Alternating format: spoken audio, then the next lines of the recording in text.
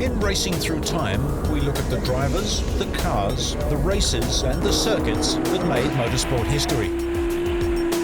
This week, 2 feature stories. Monaco is the most famous round-the-houses race of them all, a tough battle around the tight circuit. And Sir Tim Birkin was one of the dashing Bentley boys who inspired a generation in the 1920s and 30s.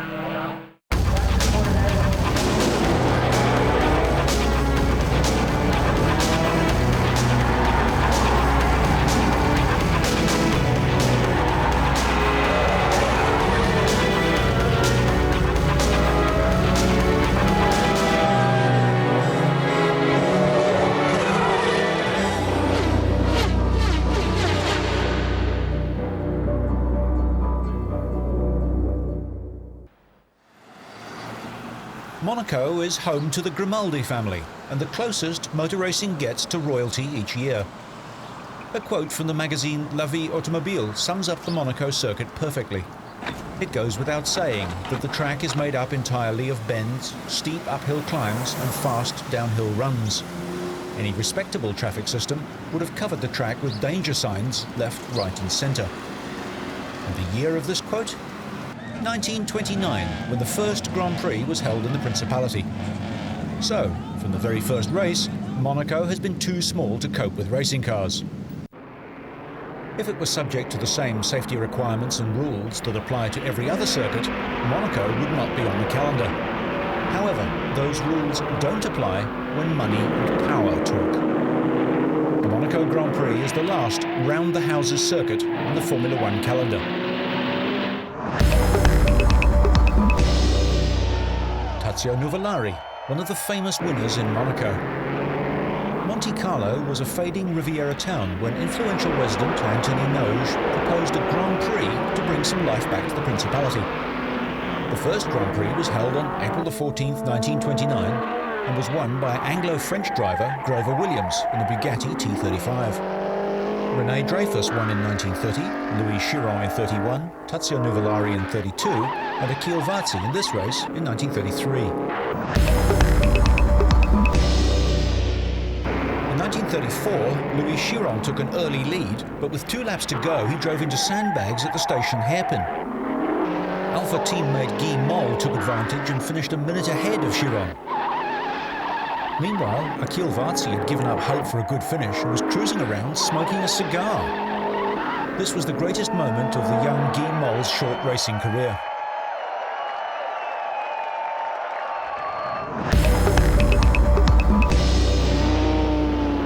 '36 was a wet race and it proved to be a classic.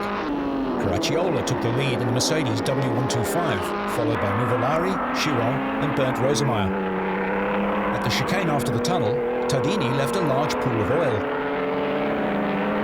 On lap 2, the leading cars avoided the oil, but Chiron spun and crashed. There were cars all over the place. Farina hit the sandbags, and von Brautich hit Farina. After 27 laps of fierce racing, Nuvolari's Alfa had brake problems, and he let Caracciola's Mercedes and the Auto Unions of Varzi and Stuck past. The Auto Unions and Alfas came in for fuel. Caracciola was also expected in, but the Mercedes driver had planned a non-stop strategy. 3 years after a crash at Tabak nearly ended his career, Rudolf Caracciola took a superb victory. 1937 was the last year of the massively powerful Mercedes and Auto Unions. They were big cars, unsuited to Monaco, and had to be thrown around the track by their brave drivers. The Alfa Romeos and Maseratis were trying hard just to keep up. The front row had the Mercedes of Rudolf Caracciola and Manfred von Brautich, and the Auto Union of Bernd Rosemeyer. From the start, Caracciola leading from von Brautich, Rosemeyer and Stuck. Hasse's Auto Union came out of the tunnel sideways at full speed and crashed. He was taken away by the boat ambulance, not badly injured. The Mercedes duo of Caracciola and von Brautich had opened up a 15-second gap to Rosemeyer. The Auto Union driver caught up, but his steering failed on lap 19 and he went into the sandbags at Gasworks Corner. Von Brautich, who was throwing the Mercedes around in huge power slides, set a new lap record trying to catch his teammate.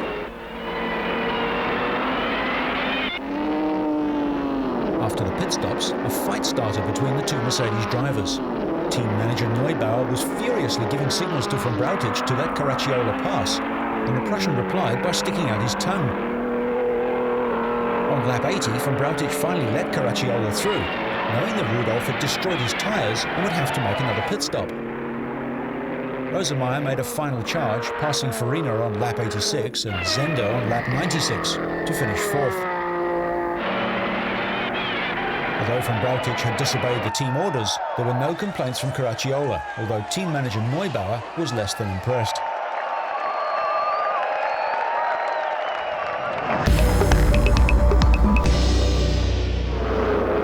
Monaco wasn't the only round-the-houses race at the time.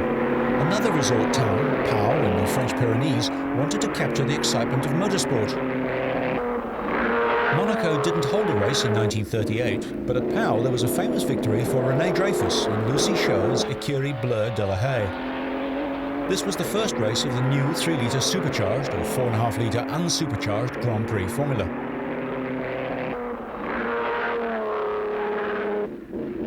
Dreyfus held off the might of Mercedes-Benz and drivers Hermann Lang and Rudolf Caracciola to take a surprise victory over the Germans.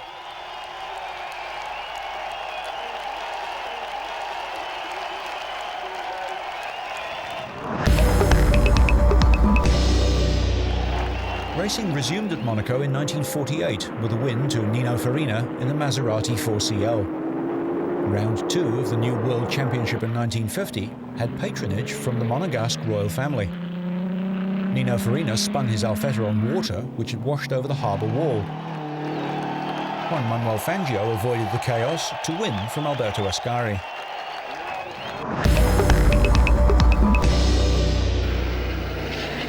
The Monte Carlo Rally began in 1911 at the height of the rivalry between two famous seaside towns, Nice and Monte Carlo.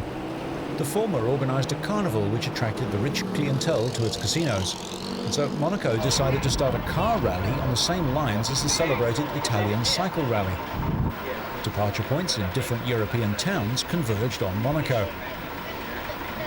The rally takes place in January as a way of showing off the mild climate of the Principality during winter. In 1952, Sidney Allard won in his self-built sports car. The Monaco Grand Prix wasn't run in 1951 and returned in 1952 for sports cars. Jaguar, Gordini, Aston Martin and Ferrari were represented. The Gordini of Frenchman Jean Beira was very quick. Sterling Moss was leading the Jaguar team but couldn't catch Beira.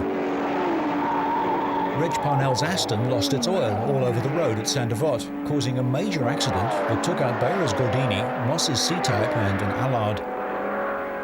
The damage was serious for Aston Martin and Gordini.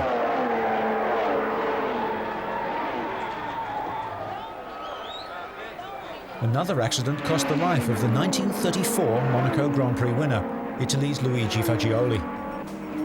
Avoiding these dramas, Italian sports car specialist Vittorio Marzotto won the Monaco Grand Prix in his Ferrari 225S.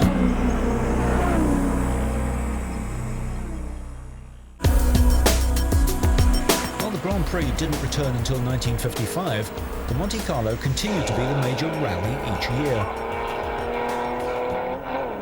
In 1955, starting from Oslo, Malling and Falden won in their Sunbeam Talbot. The final stage of the Monte Carlo rally used the race circuit for a quick sprint.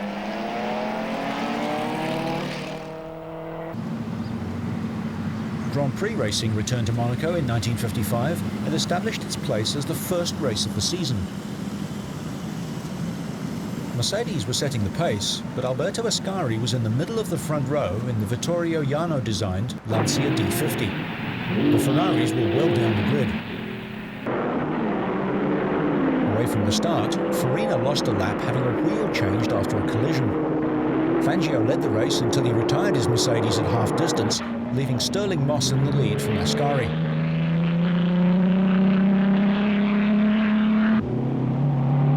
Moss then retired on lap 81 with broken valve gear on the Mercedes. This left Ascari in the lead, but when his brakes failed, he plunged into the harbour. Rescue launchers and frogmen rushed to the scene as Ascari came to the surface. After all this excitement, Maurice Trintignant won the race for Ferrari. Sadly, Alberto Ascari, Italy's last world champion, died just 4 days later in a testing crash at Monza.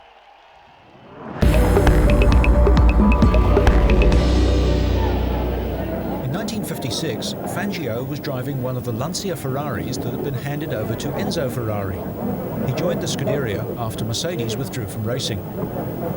Sterling Moss had moved to Maserati in the factory 250F, joining Jean Behra and Carlos Mendenguy.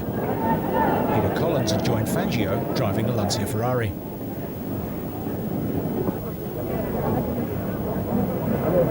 It was a difficult race for Fangio, although he did set fastest lap in practice.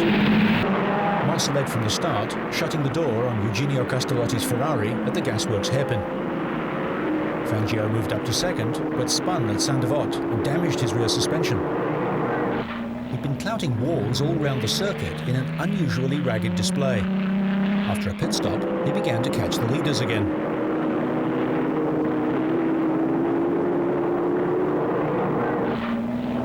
Fangio passed Behra, Collins and Castellotti and was in second place when his clutch started to fail. He hit the harbour wall and damaged the Ferrari even more. Then he took over Peter Collins' car and set off after Moss. During the final 40 laps, Fangio caught up a minute on the leader, but Moss drove a good tactical race to beat Fangio, refusing to be flustered, and won by 6 seconds. Jean Behra took third for Maserati.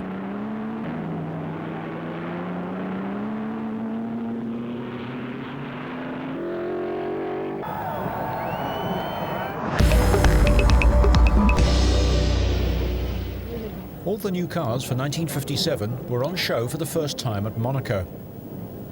Fangio got the season off to a great start, winning the Argentine Grand Prix for the 4th time. He was now back with Maserati, having left Ferrari. A new team, Cooper, was making its debut. Vanwall, Ferrari and Maserati were the main contenders. Roy Salvadori had signed for BRM, but early in 1957 he'd suggested to Rob Walker that the 1.5-litre Coventry Climax engine in the back of the Formula 2 Cooper could be increased to 2 litres, and this would be the ideal car for Monaco. Jack Brabham was the driver chosen to give the car its debut. However, Brabham's race was in doubt after an accident in practice, but the parts were rebuilt into Les Leston's Formula 2 chassis, and so the Cooper was able to start the race.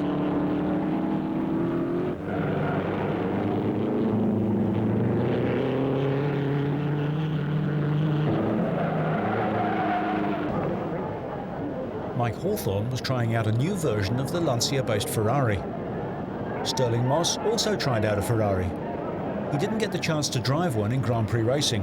Perhaps he would have won the World Championship if he had done so.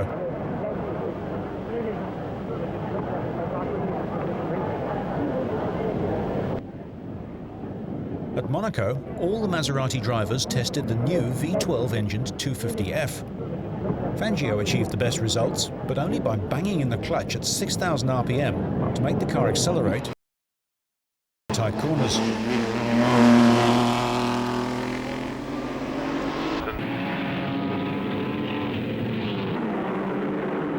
He and teammates Carlos Mendenguy and Harry Schell elected to use the straight 6 version after practice. Jean Behra was replaced by Giorgio Scarlatti for this race.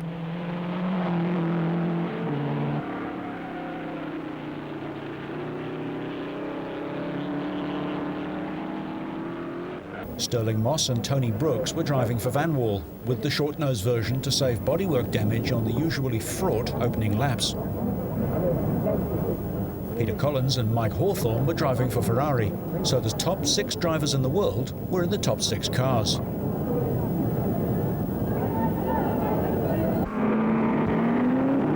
Sterling Moss led away in the Vanwall, from Hawthorne and Collins in Ferraris, and Tony Brooks in the second Vanwall.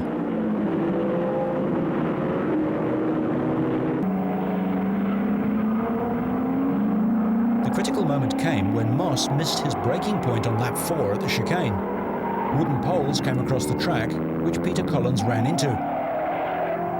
Fangio avoided the trouble, but Mike Hawthorne tapped Brooks and ended up on top of Collins's car, so the 3 British stars were out of the race.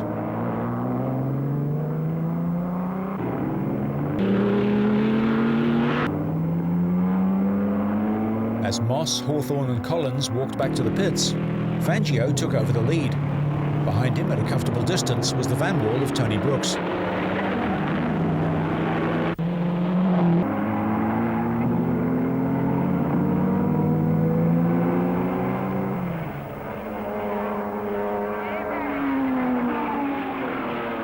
The Cooper in Jack Brabham's hands amazed everyone, and he was soon up to third place. Brooks was tiring at the end, leaving the way open for an easy Fangio win. Disappointingly for Brabham, in the final laps there was a fuel pump problem with the little car from Surbiton. The hopes of John Cooper appeared to be over as Jack's car came to a halt on the far side of the circuit, but a determined Jack had to push the car over the finish line in 6th place. Points were only awarded down to 5th place at the time. Juan Manuel Fangio celebrates another win in what was to be his final and very successful season in Grand Prix racing.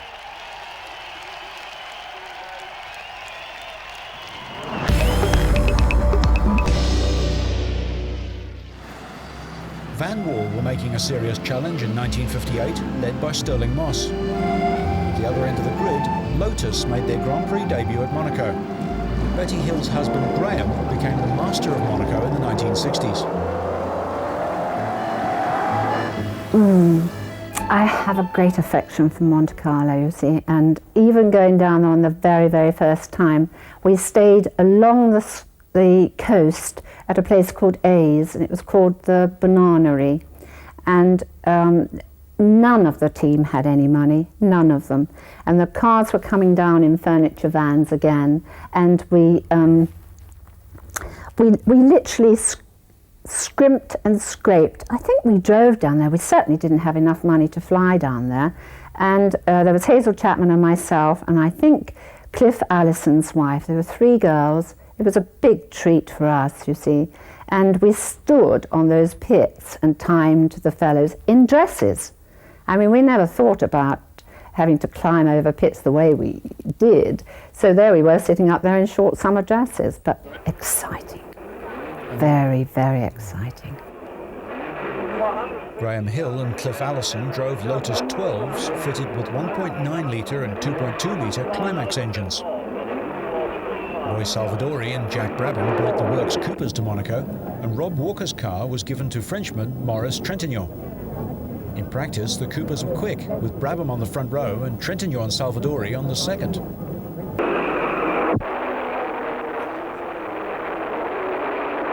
Jean Beira took the lead, but Salvadori arrived at the first corner much too fast, slid wide and caused a number of cars to collide. While Beira consolidated his lead and drew away, Mike Hawthorn was challenging. After 18 laps, he passed Brooks's van wall for second.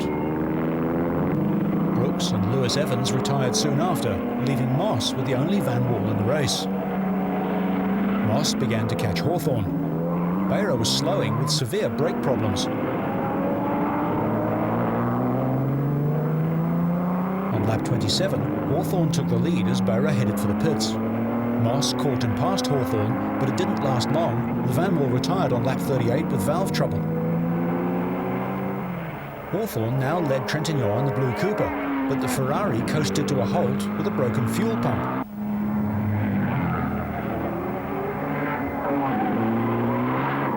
That left a surprised Maurice Trintignant in the lead from the Ferraris of Musso and Collins. Ferrari team manager Tavoni hung out the "go faster" signals, but Trintignant held a healthy lead. Graham Hill and Cliff Allison were the last of the 16 starters, but remarkably, Graham was up to 4th place. Allison slowed with an overheating engine. The fragile Lotus couldn't stand the strain, and Graham Hill retired when a wheel fell off. Moss and Hawthorn were involved in their private battle for the World Championship, but could only look on as Rob Walker's Cooper Climax won its 2nd Grand Prix in a row.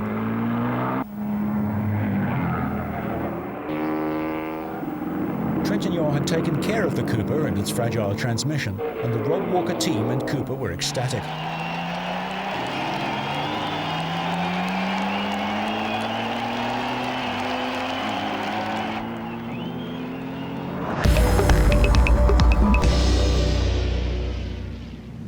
In 1959, Van Wall had retired, and it was a race between Cooper and Ferrari, with Lotus, BRM and Aston Martin also competing. Carroll Shelby joined the Aston Martin Formula One team. The new number one at Ferrari was Tony Brooks. This was the first year of the real change in Grand Prix racing from front to rear-engined cars.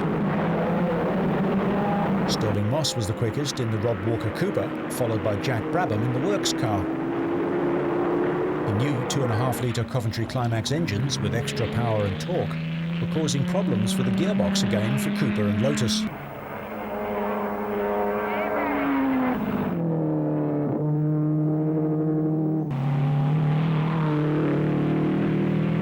When Moss retired with transmission failure, Jack Brabham went into the lead, followed by Tony Brooks in the Ferrari.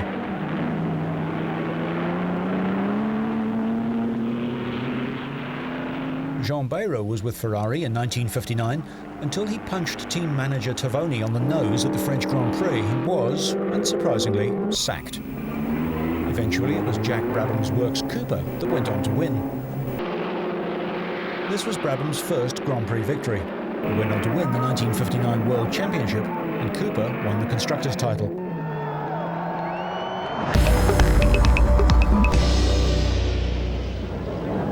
Richie Ginther, Phil Hill's former mechanic, was now with Ferrari at the wheel of the first rear-engined car from Maranello.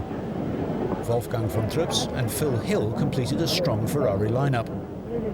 The big news for the Americans in Europe was the Scarab. Lance Reventlow, son of Woolworth's heiress Barbara Hutton, together with Chuck Day, was at the wheel of these American cars, making their debut in Grand Prix racing.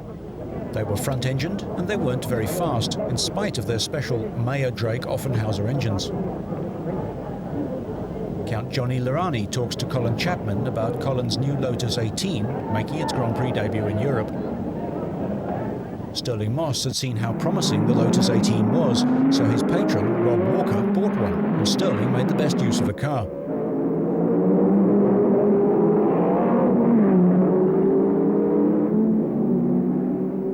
Here's Moss passing Joe Bonnier into the lead, a lead he was never to lose.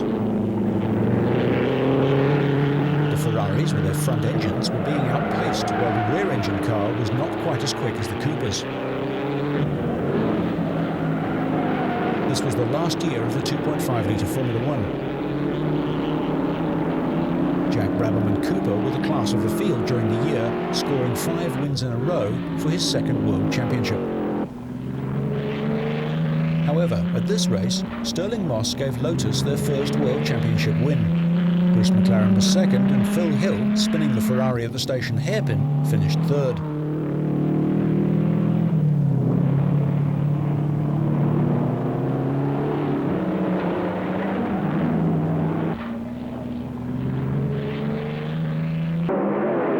Jack Brabham retired from this race as Lotus made their breakthrough.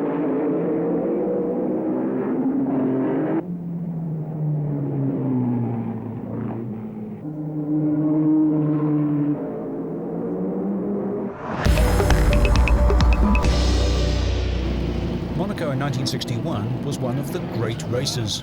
Looking around like this, if there's no crumpet to look at, and you're sort of looking at the car, and I'm glancing down in the cockpit, and I suddenly see this crack, and I called Alf over. I said, this is in the chassis. Oh, he said, my God, we must weld it. So they took off the things, and they couldn't move the tanks, but he put rags on it and poured water on them. And when he came along with this, it wasn't an electric weld, with a gas torch. I mean, the people who were always crowding around, boy, they didn't half pull back. I'll tell you this, to a few people pouring the water on, and Alf welded the damn thing on the start line. The Italians had taken the opportunity to build their rear-engined 1.5-litre V6 car in good time, while the British argued about the new Formula One regulations. Around Monaco, the 4-cylinder 1.5-litre Coventry Climax engine was at less of a disadvantage to the V6 Ferraris than at other high-speed tracks. Monaco saw the debut of the Lotus 21, while Stirling Moss had an updated version of the 18. Porsche had entered Grand Prix racing for the first time with their air-cooled cars. Dan Gurney, Hans Hermann and Carol de Beaufort were to drive.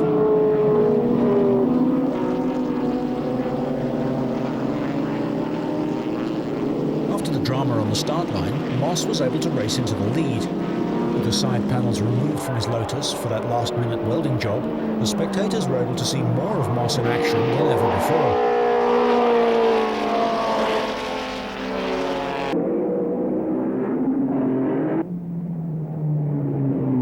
It was Ferrari driver Richie Ginther who did the chasing. He set the equal fastest lap with Moss in his efforts to catch the leader.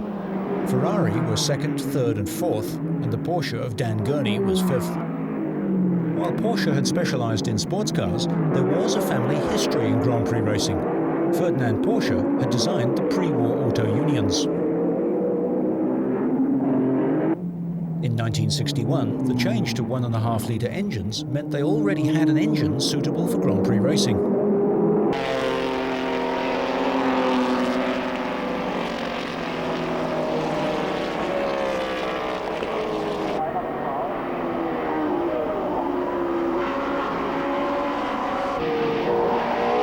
The Coopers, the BRMs and the Works Lotus were uncompetitive.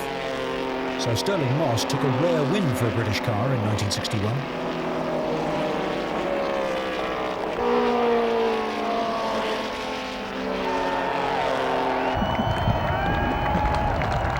This was to be his second last Grand Prix victory. His final win was at the Nürburgring.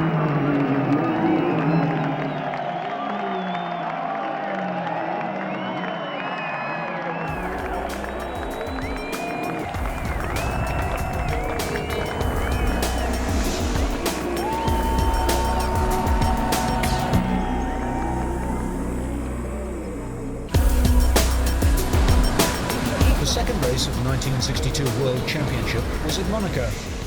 BRM's Graham Hill liked his chances, as did his new teammate Richie Ginther, the American carrying out most of the test driving. The start was chaotic. Willie Moraci forced his Ferrari between Hill's BRM and Clark's Lotus and promptly spun at the first corner, causing a huge crash which eliminated a number of cars, including Trevor Taylor and Innes Ireland.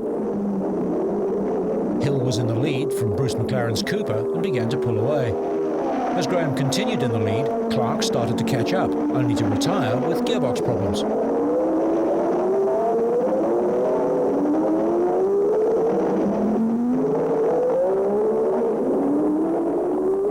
By lap 90, Graham was in a commanding lead, but he was losing his oil pressure and the engine finally expired on lap 96.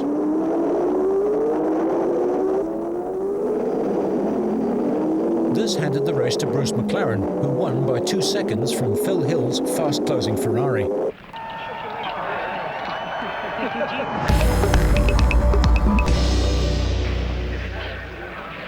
Defending world champion Graham Hill got the 1963 season off to a good start at what was to become his favourite race. John Surtees, 7 times a world champion motorcycle racer, was making his presence felt. Hill was relaxed before the start.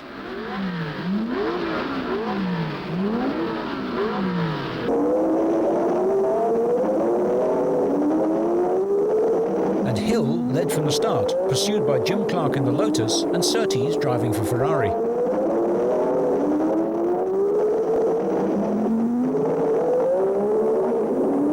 Clark caught and passed Graham at the Gasworks hairpin, leaving the Londoner to battle with Surtees.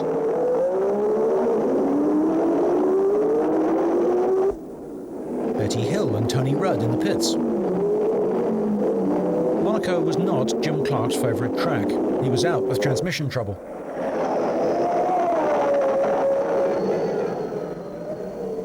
Hill went back into the lead, followed by teammate Richie Ginther, and went on to secure a 1-2 for BRM.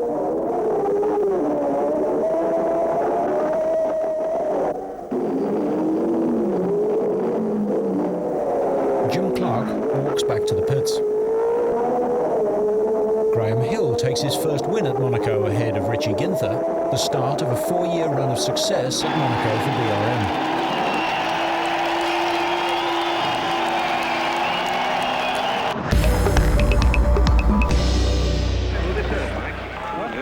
There's always a holiday atmosphere at Monaco, despite the difficulties that occur with such a big crowd trying to pack into such a small place. Jim Clark didn't have many good results at Monaco, never reaching the highest step of the Royal Podium. 1964 was no exception, as he pulls the Lotus in to retire. Graham Hill followed his 1963 win with success in 64 and 65.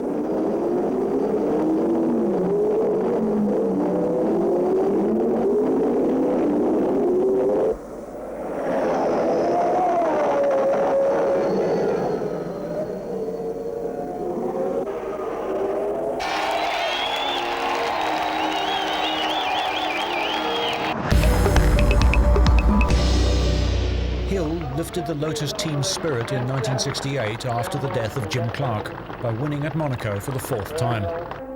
Hill went on to win the World Championship, so was proudly carrying number 1 on his Lotus in 1969. This was his 5th win in 7 years, a remarkable achievement.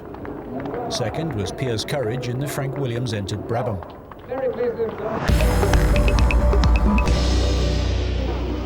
1970 produced another stirring finish. 44-year-old Jack Brabham was leading right until the final corner. He passed Piers Courage's slowing car on the inside of the gasworks, but slid off on the gravel and the dust. He was being pressured by Jochen Rindt's Lotus at the time. Rindt went on to win the race and the World Championship.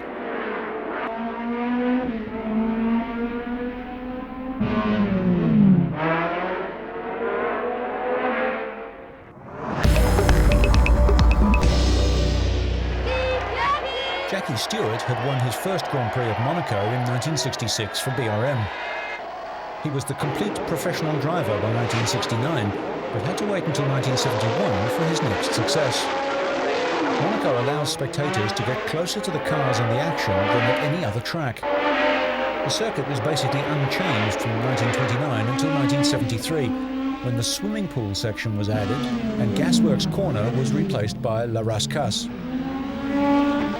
Today, about 50% of the track, from the start-finish line up to Casino Square and down to the tunnel, is on the original layout. Stewart led from flag to flag in 1971 and again in 1973.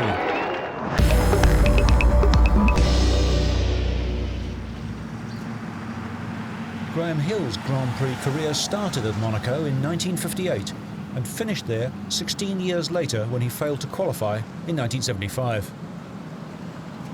It was a disappointing end to Mr. Monaco's career, but he had the satisfaction of winning 5 times on a circuit that demands accuracy and concentration for every second of the 78 laps. There are more corners with more gear changes than on any other Grand Prix circuit. Ayrton Senna took over Graham Hill's record with 6 wins, and before he retires, Michael Schumacher could even beat this record.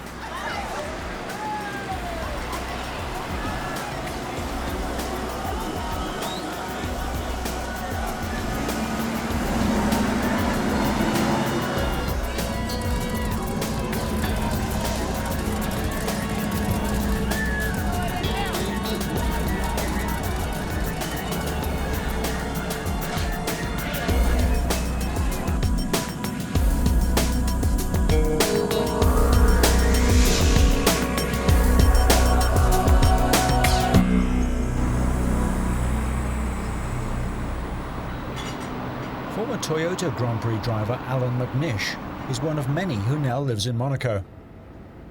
He explains why it's so appealing. Well, here we are in my new home in Monaco. It's actually a very convenient location for racing drivers, and I think sports people in general. It's in the centre of Europe. Most of the tracks that we race at and test at are within 1 hour of flying time from here. But especially for myself, with Toyota's test circuit being at Paul Ricard, which is just literally down the road. There's many other things as well. I've got my home Grand Prix, the Monte Carlo Grand Prix, and it's a fantastic situation when you can actually just walk to work. 15 minutes later, then I'm sitting in the Grand Prix car on the start-finish line ready for the race start.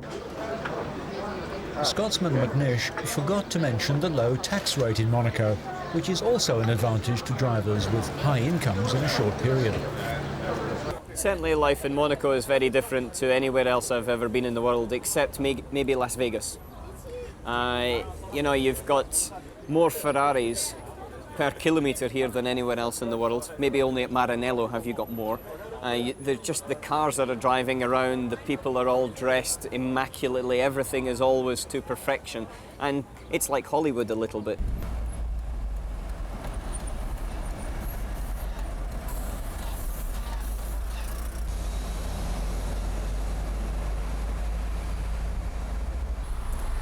Famous casino. That's where people who win the race on the Sunday probably lose all their prize money on the Sunday night. Here we're coming down towards Les Hairpin. You come down, you brake, you slow the car down to about 40 kilometres per hour and you just turn it on full lock as much as you can get on because it's such a tight corner before accelerating hard, squirting the power down and then going through towards the tunnel. Today you can easily walk the circuit, although driving around it is a little more difficult with one-way streets and the general traffic congestion. If you want to see racing history that is still alive, with cars and drivers on the limit, there's no better place than Monaco.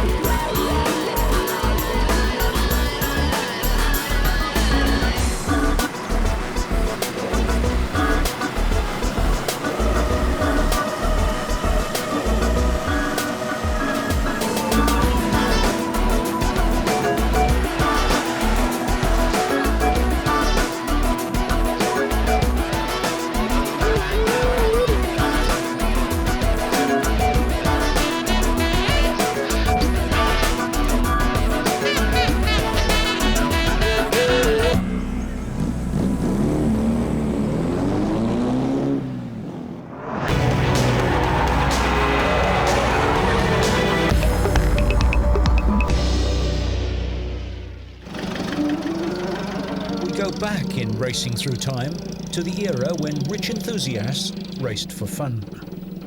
In the 1920s, Bentleys were winning, driven by the flamboyant Bentley boys, the group of wealthy enthusiasts who went racing in the huge sporting cars. The most famous was aristocrat Sir Henry Birkin, better known as Tim. Of all the Bentley boys, Tim Birkin was the one that schoolboys of the time knew best. He drove his cars very hard and became the racing icon of his time. Polka dot silk scarf flying in the wind, a model of bravery and excitement. Birkin took a commission in the World War of 1914-1918, and although he learned to fly in the reserve of the Royal Flying Corps, he returned to the trenches, reaching the rank of captain.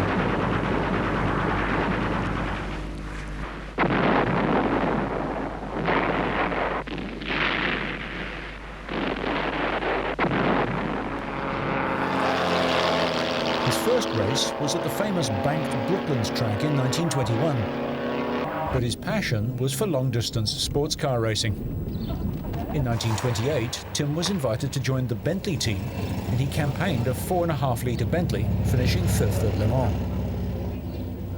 Although his friend Wolf Bonato won that year, Birkin set the fastest lap.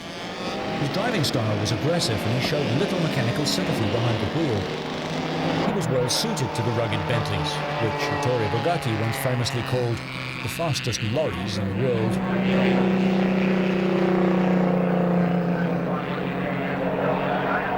In 1928, Birkin competed in the Ulster Tours Trophy at Ards near Belfast and took 5th place. He became obsessed with supercharging the 4.5-litre Bentley, something which nearly destroyed Bentley, according to legendary engineer Walter Hassan. 4.5-litre was never part of the Bentley strategy at all. The Bentley 4.5-litre blown was forced upon us by Birkin, who, through Wolf Bonato, got it agreed that we would produce the required 50 production cars to enable Birkin to enter his blown 4.5-litre. The company built the supercharged cars, but battled to sell them. With the 4.5-litre still under development, Birkin drove the 6.5-litre, the legendary Speed 6, with Bonato at Le Mans in 1929. they led home 3 other Bentleys, all of them unsupercharged 4.5 litres.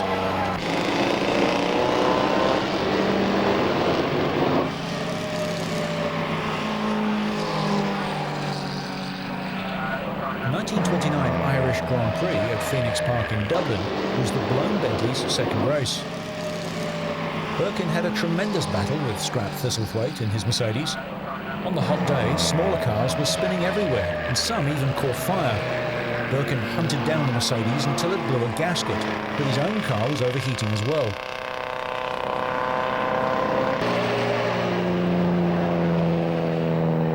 This left Glenn Kidston in the 6.5 litre to chase Russian Imperial Guardsman Boris Ivanovsky in his Alfa Romeo, but the Russian won by 14 seconds.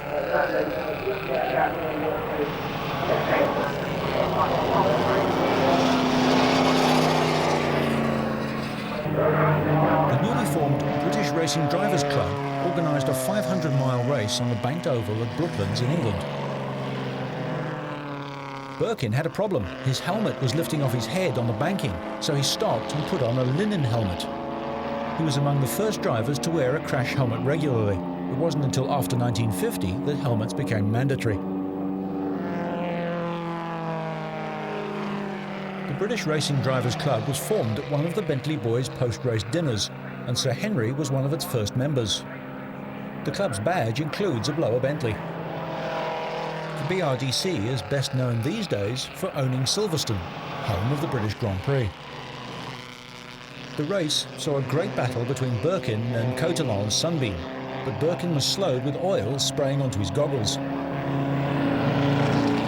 Birkin's co-driver Harcourt Wood brought the car into the pits for refuelling.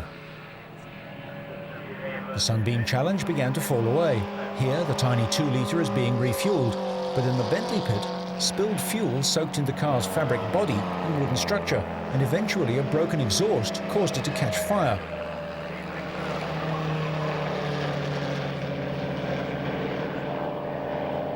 The car was rebuilt with a single-seater body. The 500-mile race at Brooklands was a Bentley 1-2 with Clement and Barclay in a 4.5 litre, leading home the 6.5 of Davis and Dunphy. The winning car racing on the Isle of Man. The wealthy Dorothy Paget, seen here with Birkin before the start of the 1930 Irish Grand Prix, stepped in to fund the development of the supercharged blower Bentley. Rudolf Caracciolla's Mercedes led from the start, hounded by Birkin, but his car broke an oil pipe and it had to be replaced. Bentley number 6, driven by Chasson and Harcourt Wood, was a regular visitor to the pits with lubrication problems. The perfect weather changed and heavy rain poured down. The Mercedes and Bentley battle continued, cooler air helping the overworked engines. Birkin was struck by the same problems as Chasson and Harcourt Wood, and he dropped back to 4th, behind Giuseppe Campari's Alfa and Earl Howe's Mercedes. This was one of Caracciolla's greatest races. Averaging 135 kilometres an hour and breaking his own lap record of 150 kilometres an hour, he splashed across the finish line 8 minutes in front of Victor Gillow in a Riley, Campari's Alfa, Earl Howe, and Birkin and another famous English racer, Malcolm Campbell. The presentation with Campari, Birkin and Caracciola.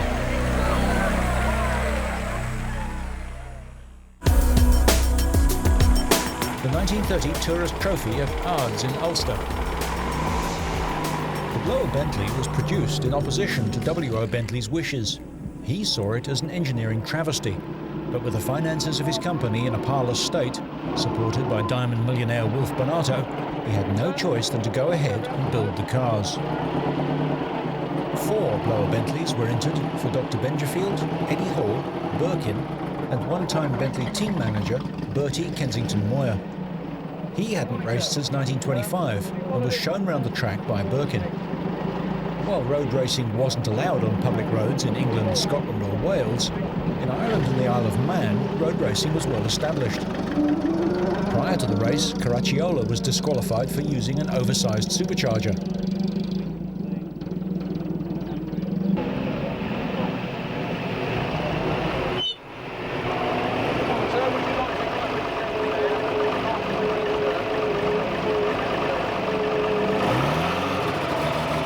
cars line up, preparing for the race.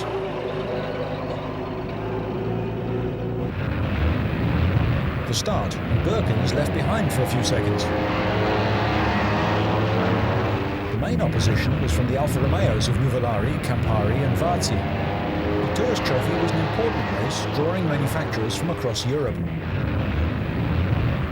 The Talbot team away, followed by British entries from B. Francis, Riley, MG, Aston Martin and Austin.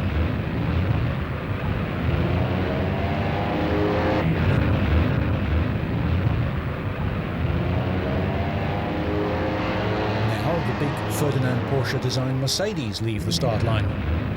Into the lead went the Alphas, 1, 2, 3, and in fourth was Birkin. Dr. Benjafield in Bentley number 3 was feeling ill, and it was taken over by Jean Chassin.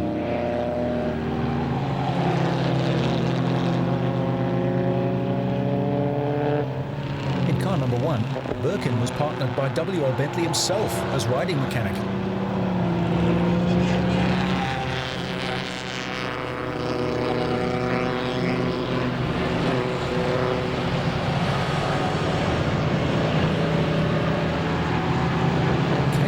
Crashed his 1500 Alpha and was pulled from the burning wreck by his mechanic.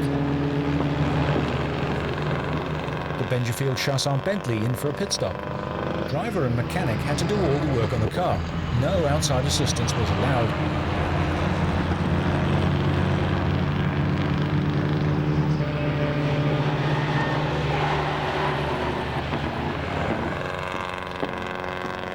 Birkin was trying hard, but the wet road and the rough surface suited the more nimble Alphas.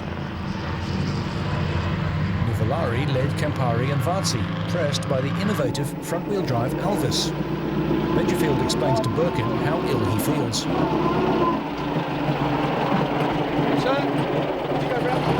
Kensington Moyer at the finish in 11th place.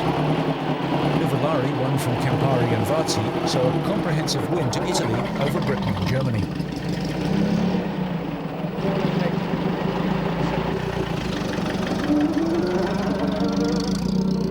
While sports car racing flourished, by the late 1920s, Grand Prix racing was in turmoil. Drivers could compete in virtually any type of car, so Pau in 1930 was probably Tim Birkin's best race, as his 2-ton Bentley took on Bugattis and Alphas in the French Grand Prix.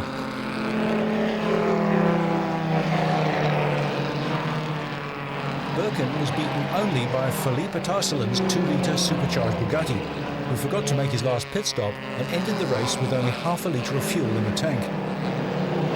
In addition, the car broke down on a slowing down lap and failed to make it back to the pits, so Birkin almost scored a Grand Prix win in a stripped-down road-going Bentley. In his quest to supercharge the Bentley, Birkin had exhausted his and his father's considerable fortunes, as well as that of his sponsor, the Honourable Dorothy Paget. By 1931, the money had run out. Bentley was taken over by Rolls-Royce, and Miss Paget returned to the world of horse racing. Birkin bought a 2.4-litre Alfa Romeo for Le Mans, sharing it with Lord Howe. Birkin and Howe were a formidable team. Birkin's press-on regardless style contrasted with Howe's neat and economical driving, which kept the car on the track through the long night hours. The victory at Le Mans was a bittersweet experience. He won, not in his beloved Bentley, but in an Alfa Romeo, and received a telegram of congratulation from Italian leader Benito Mussolini. The same car, in the hands of Birkin and the Honourable Brian Lewis, finished fourth in the Belgian Grand Prix at Spa. Birkin was regarded as a world-class driver in any form of racing. Through the early 1930s, Birkin still raced regularly at Brooklands. His supercharged single-seater Bentley, rebodied after the fire, was now one of the fastest cars in Britain. Dorothy Paget still visited motor racing circuits, and the unique car that she had funded claimed the lap record at 135 miles an hour from Cadon's V12 Sunbeam. Subsequently, the blower Bentley's best lap was raised to 138 miles an hour. The car still exists, much as Birkin last drove it.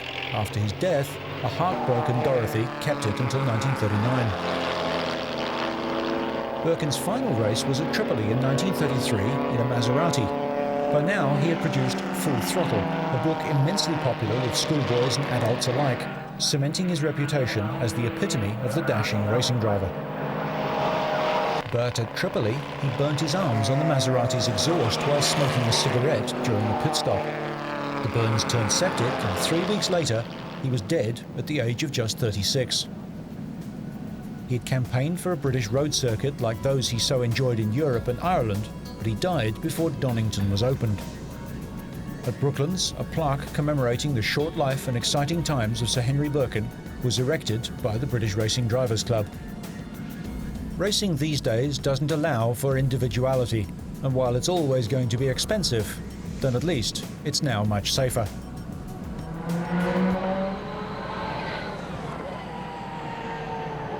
The spirit of the Bentley boys lives on. The marque has been resurrected, and an entirely new team with modern cars will contest the Le Mans 24 Hour.